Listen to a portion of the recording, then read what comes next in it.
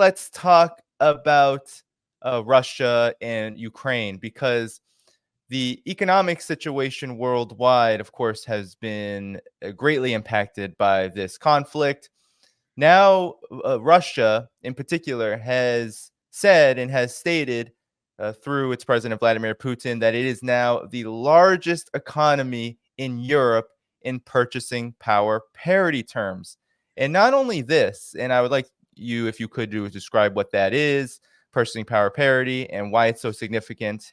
Russia is now at this stage, but also even Business Insiders reporting now that wages are up somewhere between 6 to 20% in Russia over the course of this conflict in 2023. And this is particularly true in the private sector. So, Professor Wolff, given all that the United States and the West, in particular NATO, has thrown at Russia in the realm of economic warfare, how has this happened? And could you describe the significance of purchasing power parity as well in your analysis? I'll kick it to you. Sure.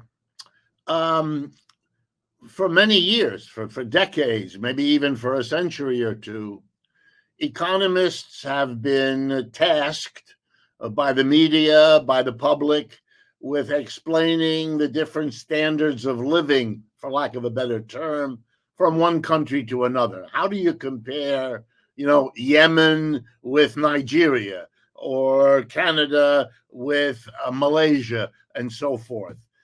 On one hand, you can simply translate the amount of money on average earned in the Malaysian currency and use the exchange rates in the world between the Malaysian currency and Canadian currency and say, well, this is how much the economy is worth. Excuse me. But the problem with that is it doesn't take into account that the whole structure of prices may be very different in those two countries. So that, a dollar worth of Malaysian currency may go way further in a whole range of commodities than a dollar worth of Canadian currency might go in Canada. So a variety of mechanisms were developed over the years to adjust the comparisons. One of them was called purchasing power parity. In other words, you adjust the two economies' numerical values by a number which you have reason to believe captures the different purchasing power of the two currencies, each in their own specific national environment. And then there are long debates about which kind of measure is more appropriate for one or the other. Unless you're an economics student, and for most of them, this is an unspeakably boring exercise, you don't get involved in the details because the larger picture doesn't usually change all that much. But when the larger picture doesn't change, and by the way, the larger picture is that Russia is an enormous economy in Europe, but not as big and rich as Britain or France or Germany or Italy, or Spain, or the big economies of Europe. On the other hand, if you adjust for what you can actually buy for a Russian ruble in Kiev, that was a mistake, not in the Ukraine, but in Petrograd or in Moscow, well, then you get a different number, and Vladimir Putin can boastfully say, look, we're doing well. Here's the important reality that Mr. Putin has every right to point to. And there's no nice way of saying this. And you try to run an honest program, so I'm going to not be nice. I'm going to be honest. One of the great strategic mistakes made in world history, I think it's as big as that, and I'm not given to dramatic statements, but one of the great mistakes, at least in my lifetime, was the mistake of the collective West, by which I mean basically the G7, the United States and its Western European allies, plus Canada and Japan, was the notion that a war in Ukraine, pitting the West against Russia, militarily excluding the West, except for the weapons and the financial support to Ukraine, that would be sufficient to win this war and to win this war quickly.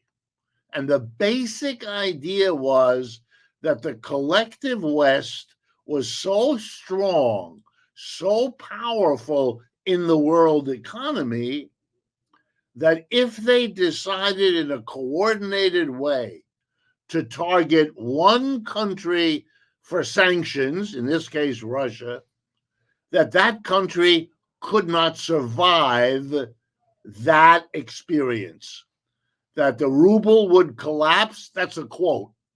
That's a quote from some of the highest officials in the West. That Russia would be, quote, brought to its knees. Also a quotation from a variety of speakers in the West. That Russia would have to sue for peace or risk disintegrating. Everybody knows that Russia is the largest country by geography in the world, so it encompasses an immense land surface, that it would fall apart, that it would break into constituent parts to be carved up for competing spheres of influence between Japan, China, and the West in any way that a fantasy could sketch. Enormous commitments were made on the basis of these shared calculations. And there is no way to say this that is going to not sound like an exaggeration, but it isn't. Everything about that prediction was false. Everything about that prediction has proved wrong. The ruble did not collapse. Russia did not collapse. In fact, what you had in Russia, I'm going to play a little bit with you here, but it's in order to make the people understand the magnitude. When World War II broke out, the United States was coming off the worst collapse of capitalism in modern history, the 1929 crash and the Great Depression, so-called, of the 1930s. After a decade of disastrous economic decline, the United States entered World War II. A very difficult war fought over immense distances at spectacular, for that time, costs. It was an open question how and whether the United States could pull this off. Well, what emerged was the discovery in the United States that war can be better business for capitalism than peace ever could, and that you could reorganize a crisis-ridden private capitalism alternatively as a government-driven defense capitalism or war capitalism or militaristic capitalism. The chief intellectual guide for all of this was the work of the British economist Keynes, and it was called Keynesianism. But what the United States discovered in World War II was that mobilizing for the war, then fighting the war, then maintaining the military dominance that the war bequeathed to the United States because of the collapse of Britain and France and Germany and Japan and Russia, that those could be bases for a successful capitalism based on, and this is the phrase used in economics, military Keynesianism, government spending, government deficit spending, vastly focused on the military. Why am I telling you this? Because that's what Vladimir Putin is sitting on, a recognition that he or Russia can do the same thing in their country that Franklin Roosevelt accomplished or is credited with accomplishing in the United States. And that Russia, far from being destroyed, emerges, now that we are 2 years into this war, emerges stronger, bigger, more successful. And the double irony is not only were the predictions of the West completely wrong, but they forgot their own history. The origins of New Dealism, or what in Europe is called social democracy, comes out of this period of the collapse of private capitalism into depression and the need for the government to come in to save capitalism from itself. All that Putin has done, and I don't mean to diminish his achievement in any way. This is a leader who is now sitting in a country where he is immensely popular, where his popularity makes people like Biden or Macron or Sunak jealous with envy because they're not in the same league. You know, they're worried about single-digit popularity. That's not Mr. Putin's concern. Not Mr. Putin, not Xi Jinping. They're doing fine when it comes to polling. Not an issue. Wow. By the way, the same polling companies are doing the polling. So you don't really even have that caveat to throw at this situation. So here's the bottom line. Russia did two things. It discovered military Keynesianism, which they were on their way to discovering anyway. What this war did is force them to do it in a hothouse fashion. They had to suddenly pour massive amounts of resources to do this. And again, it's not so different from what happens, you know, once it becomes clear in the United States, that's already true by 1939, 40, that you're going to have to go in. And now the effort is made. That effort is very popular. World War II remains the most popular war of the United States in the 20th century. It had solidarity. It had the coming together of the left and the right. The only bad guys were fascists in Germany and Japan, et cetera, et cetera, et cetera. You had a set of circumstances that you're not going to get so quickly again. But Mr. Putin gets credit for figuring that all out and making all that happen. But he gets credit on another score where he has to share the credit. And that is that the world economy had changed. And that's not so much because of Russia, but is a great deal because of China.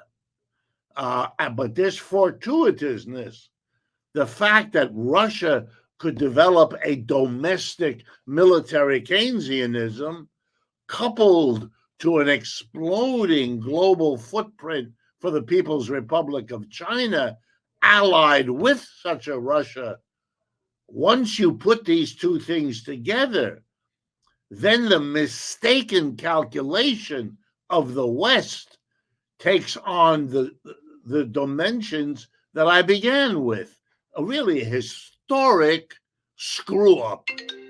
And if I could, I would suggest that people think in these large terms for a while, because you need to break out of the last 2 centuries to be very schematic. The first century is the British Empire, 19th and 20th century fading out, and the 20th and 21st, the United States replacing the British.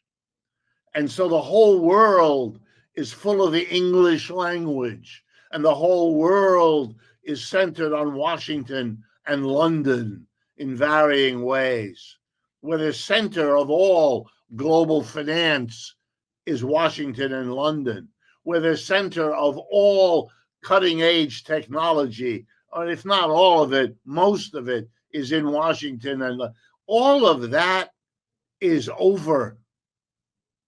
Those empires are done. That position is over, and you are going to make catastrophic mistakes and miscalculations if you don't break that mindset. And what you're watching in Washington, and this is true whether you are Mr. Trump or you are Mr. Biden, you are watching people so deeply entrapped by that mindset that they can't see clearly. And whereas before, when I made that argument, I would have to give lots of evidence. I don't have to give evidence. Everybody is very worried that I just might be right because they're seeing it literally every day. And the war in Ukraine is just not going well. That war is lost. That war is finished. That's over. The details remain. The horror for the people of Ukraine, that's will be the lasting image in people's minds. And a boastful Russia and a very badly burned Europe. Those are the results of all of this. And they're going to have to be paid for. Someone is going to take a fall for what has happened to Ukraine.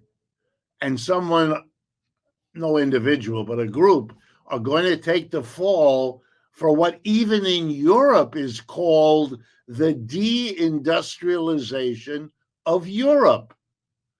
I mean, stop, folks.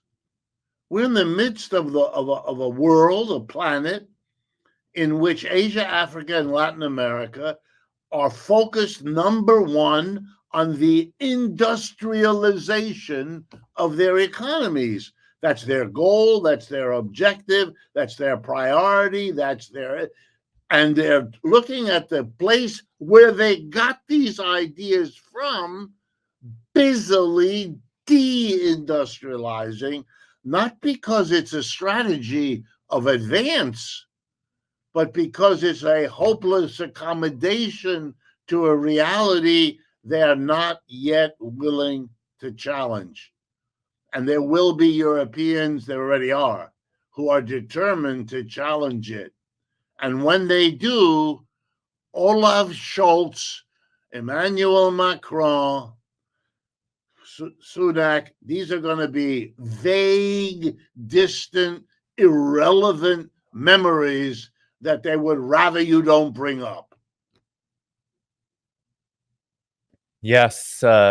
I mean, at this point, too, the distinction between what's going on with Russia and we could say the BRICS economies and Europe just couldn't be any more stark. Months ago, the Eurozone, there were polls after polls, analyses all throughout the Financial Times and other outlets claiming that the Eurozone was already in a recession. And the economic numbers are not looking much better months later into 2024. As you said, there's protests now, I believe, Germany, France, and across Europe over the last several months as well, protesting the economic pain that people are experiencing in this part of the world. That's quite different from what is happening in Russia and the rest of the multipolar world. Let me give you a couple of examples that will drive home where this is going. Under German law, and remember, Germany is still the powerhouse economy of Europe. I mean, it's still the engine. It's a remarkable story for another time. Under German law, if a German corporation, capitalist corporation, can show that governmental policy damages the company, loses it significant amounts of money, under the law, such companies can petition the parliament and the government for redress in cash.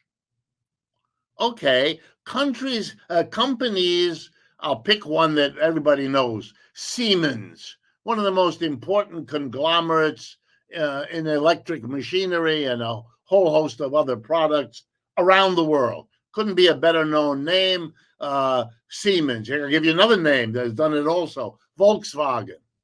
They have already filed the documents demanding billions with a B, billions and billions of dollars, or in this case, euros, from the German government to offset their losses from the deindustrialization that they have suffered directly and indirectly from German policy. Okay, what are you seeing?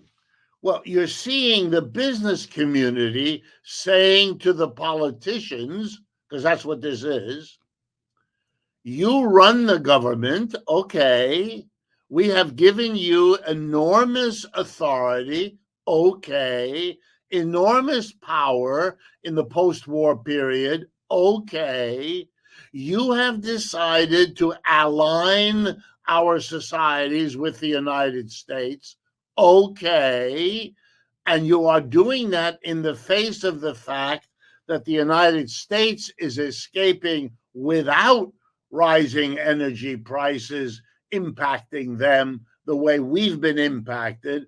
The sanctions didn't cost the U.S. anything, or relatively little compared to what it cost us.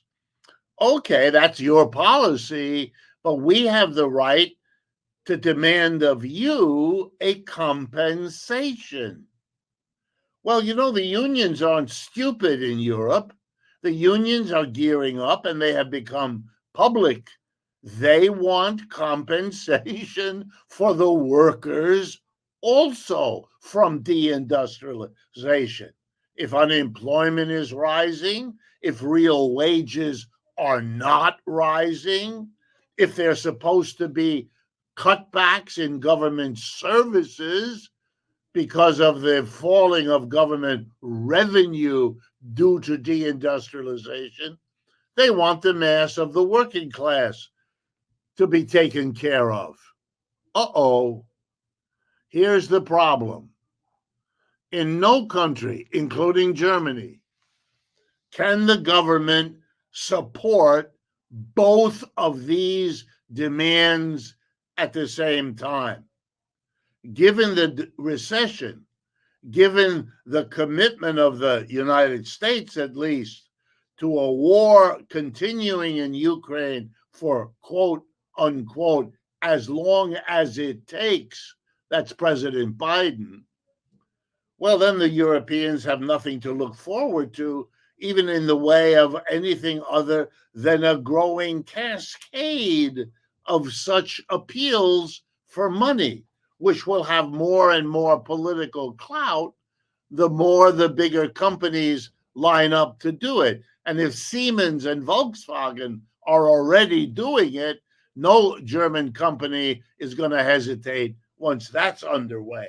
So you're setting in motion now levels of pressure in a European situation, which is why I become relatively more confident of making predictions, which I don't do. And I'm not making one now. But were I to make one, Europe is a place that is experiencing explosive contradictions, because that's really what this is. And unless something happens real quickly, drastically, to alter the situation, That's where you're going to see extraordinary, rapid political and economic and social change coming. And what you're seeing now, the leadership, the pale cheerleading squad for the United States, that's going to be blown away with a sense of embarrassment that they ever had. The von der Leyen or that Danish clown. This is silly.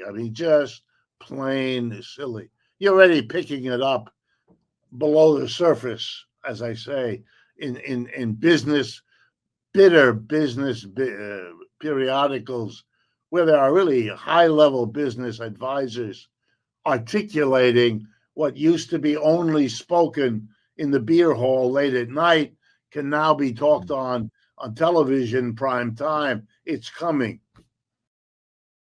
Thank you for tuning in to my latest video. I appreciate all of your support. This channel, however, needs your help. I am seeking to make this channel more sustainable in the long term and upgrade necessary equipment to ensure that this work continues onward and makes progress to give you all of the geopolitical analysis that you all deserve. For that reason, I'm asking you to become a member of my Patreon community at patreon.com/DannyDhaiphong. You can find that link in the video description or in the pinned comment below. For whatever amount you choose to give, just know you are supporting independent media that you can't find anywhere else. Thank you so much, and I look forward to the next video.